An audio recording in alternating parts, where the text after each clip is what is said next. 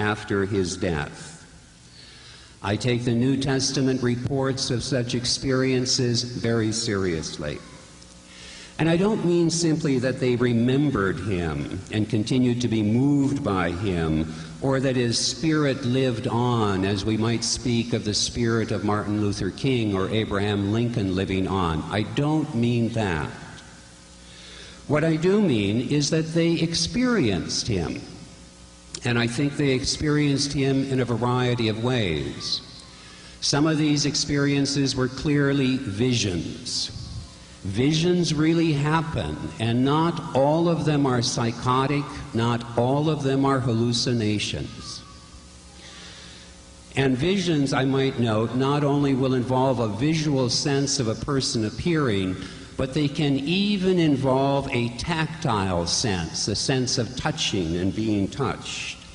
And thus, I affirm the truth of the statement, Jesus appeared to them. I also think there were non-visionary experiences.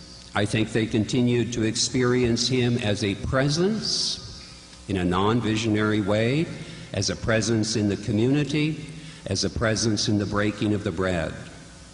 And I think they continued to experience the power that they had known in him during his life as a historical person. The power of healing, the power to transform lives, the power to create new forms of community. Moreover, and for me this is critically important, I am convinced that these kinds of experiences go on to this day. To this day, many Christians continue to experience Jesus as a living reality. And this is why, for me, whether or not the tomb was empty doesn't matter. Whether something happened to the corpse of Jesus doesn't matter. For as I understand things, Easter is not primarily about something spectacular happening to Jesus on a particular day in the past. It is about the continuing experience of Jesus after his death. This, in my judgment, is the historical ground of Easter. And to relate this to the stories of Easter in the Gospels, I don't think of the stories of Easter as reporting the kinds of events that could have been photographed or videotaped or seen by a disinterested observer who happened to be present. I see them as metaphorical narratives expressing these kinds of experiences and this conviction. Some of them may reflect specific experiences, some of them may be parables of the resurrection. I turn now to part 3, the central truth claims of Easter. And here I'm going to mention 3 that seem most important, most central to me. I will state each in a short sentence and then briefly explain it. The first of the central truth claims of Easter. Jesus lives. This is what I have just spoken about.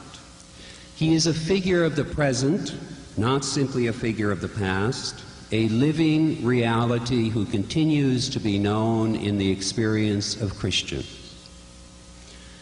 The second central truth claim of Easter, all of these based on the New Testament. God has vindicated Jesus. Easter is God's yes to Jesus and God's no to that which crucified him. And note that I didn't say no to those who crucified him, but to that which crucified him. Namely, to use my colleague Walter Wink's very useful shorthand phrase, what crucified Jesus was the domination system of his day. And of course that domination system was represented by Pilate as the local representative of imperial power and by the temple elite, a small group of people at the very top of the Jewish aristocracy of the time. But basically they were the embodiment of the domination system of his day, a domination system consisting of an economically exploitative system, a politically oppressive system, and all of this legitimated in the name of religion. Easter is God's yes to Jesus and God's no to the domination system. The third of the central truth claims of Easter, a three-word sentence. Jesus is Lord. Now, this is closely connected to my previous claim. God has not only vindicated Jesus, but in the words of a hymn that Paul quotes in the 2nd chapter of Philippians, God has exalted him and given to him the name that is above every name, namely Lord. And thus this claim, Jesus is Lord, makes a further claim as well. The risen Jesus is one with God. He is, to use a New Testament phrase, at God's right hand and participates in the power and being of God. Easter is not simply about people having experiences of Jesus after his death as a surviving spouse might have experiences of a deceased spouse after his or her death. 50% of surviving spouses typically have one such experience. But they do not conclude that their deceased spouse is Lord. There must have been something about the early Christian movement's experience of the risen Christ that led them to draw the conclusion that Jesus is one with God, a spiritual reality who shares in the power of God, a spiritual reality who, like God, can be everywhere present in more than one place at the same time. The risen Christ is one with God, at the right hand of God is Lord. And I want to underline, as I conclude this point, that the affirmation that Jesus is Lord has both a religious and political meaning in its first century context, because there were other lords in that world. One of the titles of Caesar was Kurios, Lord. Caesar was also called Son of God, Savior of the world, the one who brought peace on earth, and so forth. And so when the early Christian movement proclaims that Jesus is Lord, they are saying very concretely, the domination system is not, Caesar is not, Jesus is Lord.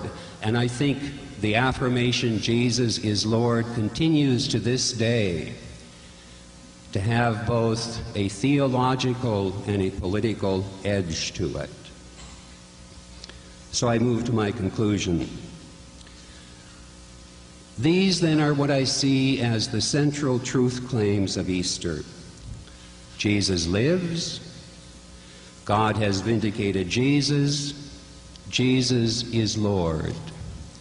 And so I would say, as a Christian and as a historian, the stories of Easter are really true, even though I'm skeptical myself that the tomb was empty, even though I'm skeptical myself that anything happened to the corpse of Jesus. I would say the stories of Easter are really true, even though they may not be literally true. Thank you very much.